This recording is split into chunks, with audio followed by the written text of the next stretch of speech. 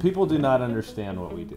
That's the plain and simple truth. They don't understand what we do, and I've become so experienced with trying to craft the proper response to the demographic I'm now speaking to. Yes. If it isn't my grandmother's generation, we do a radio. I do something with the radio. Yeah.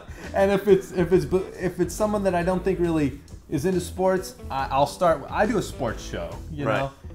If it's someone you know is young and hip, then maybe you'll throw out podcasts. We do a podcast. But no matter what, no matter who, whatever age, once you break the barrier of what is it that you do, okay, you do a fantasy show, you talk about fantasy football on radio or podcast or something, no matter what, once you get past that barrier, the barrier is always, how do you make money? Yeah. Always. No one can figure out, wait. 1,000 tweets a day. No. But you do this as your job? Like, okay, I get that's what you do, but like, what do you do for a living?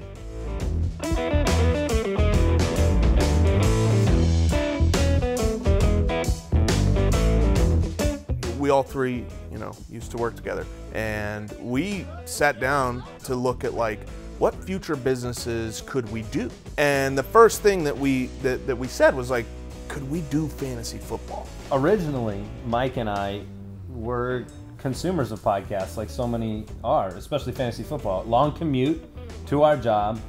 We basically looked at that and said, oh, this is something that's fun. We love talking about it. We already went out to lunch every day and talked about it. And so we actually decided to start a podcast for our league only. Because it was only 10 years, they were so free.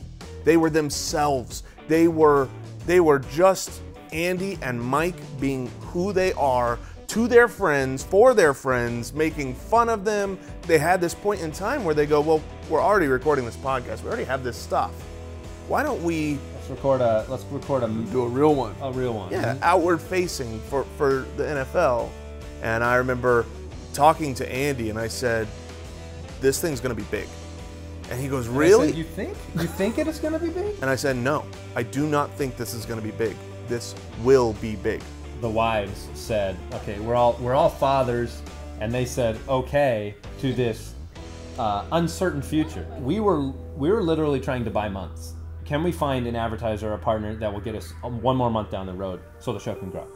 And only this last season have we got to the place where we now know, and we've actually talked about how nice is it that we don't have to take bad deals. It's really not freedom of, oh good, we're not going to go under. It's we can operate how we want to now as opposed to how we had to. I mean, we were doing this out of my studio in my house. My wife was taking care of the kids downstairs, not letting them run upstairs while we were recording, baby crying in the other room. I worked in a closet.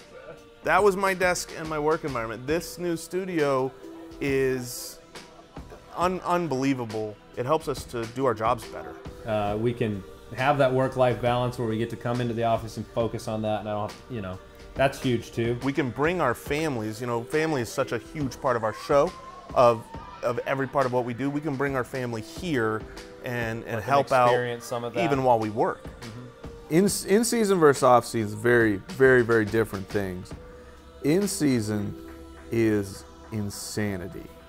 Insanity. So you can start at the beginning of the week. So Sunday is games all day, and I mean sometimes you're talking literally all day. If they have a game in London, I have to actually set an alarm so I can get up and watch. This sounds like the worst thing to complain about.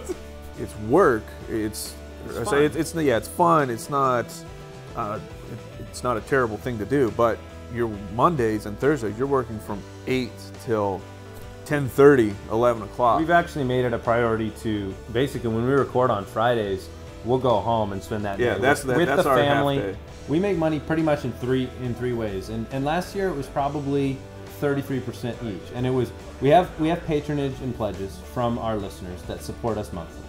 We have advertising revenue from companies that want to advertise live reads on the show, and we'll talk about their products, we'll try their products, and we'll selectively choose ones that we believe in, and we'll advertise them on the show.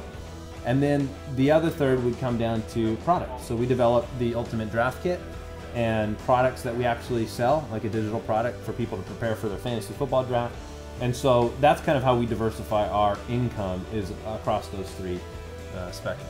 When you're doing a show 5 days a week and people are listening while they're driving in the car every single day, and the culmination of that is, you know, winning your championship or having a blast the entire year, being some small little consistent piece of somebody enjoying their day is rewarding in and of itself. When people say, oh, you just get to watch football all day.